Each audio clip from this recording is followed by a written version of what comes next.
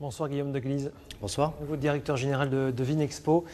Le Vinexpo Asia-Pacifique, c'est votre premier en tant que directeur général. Ce sera du 27 au 29 mai à Hong Kong. Donc un salon que vous voulez plus important que les précédentes éditions. Oui, bien sûr, puisque nous augmentons les surfaces sur le salon de 50%. Nous passons de 10 000 à 15 000 mètres carrés. Donc ce sera un salon encore plus important que les éditions précédentes. Hong Kong, c'est la porte pour conquérir le marché asiatique. C'est sans doute la porte pour conquérir l'ensemble de la zone Asie-Pacifique, à la fois la Chine, mais pas seulement la Chine, puisque à Hong Kong, nous parlons des autres marchés de toute l'Asie du Sud-Est également.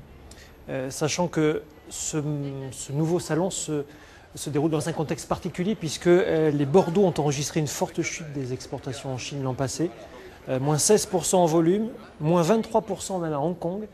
La Chine, c'est plus l'Eldorado des Bordeaux? Est-ce qu'on peut parler d'Eldorado? Je ne sais pas, mais nous sommes résolument conscients de la difficulté, mais très confiants sur le potentiel de développement du marché chinois, puisque nous réalisons des études chaque année et que nous estimons une progression de 7% par an en moyenne sur les 5 prochaines années. D'ailleurs, le salon qui s'ouvre à Hong Kong ne sera pas le seul qui aura lieu en Asie. Absolument, puisque 2014 marquera également le retour de Vinexpo à Tokyo. Plus de 10 ans après notre dernière édition, nous serons présents au mois de novembre à Tokyo pour un salon dédié au marché japonais. Le volume des vendanges est en baisse depuis plusieurs années, en 2012 et en 2013 à Bordeaux, enfin dans le Bordelais. Ce n'est pas le cas ailleurs dans le monde. Comment on fait pour exister toujours sur ce marché très concurrentiel et très demandeur?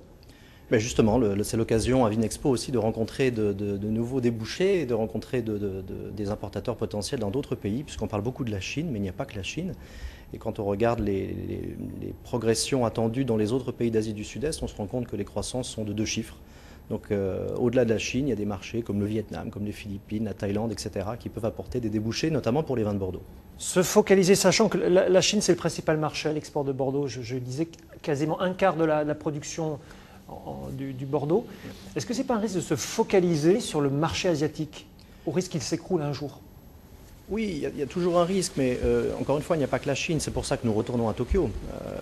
Le Japon, c'est un marché mûr, avec des gens qui connaissent très très bien le business, un marché très structuré par rapport à la Chine. Donc nous y voyons également un potentiel de développement. Mais vous l'avez rappelé, il n'y a pas que la Chine, il y a aussi des marchés en Europe qu'il faut consolider.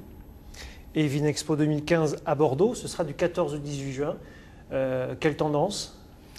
C'est une tendance de reconquête, bien sûr, de nos exposants, bien sûr, de nos visiteurs. Je crois que Vinexpo à Bordeaux demeure pour nous le vaisseau amiral de Vinexpo.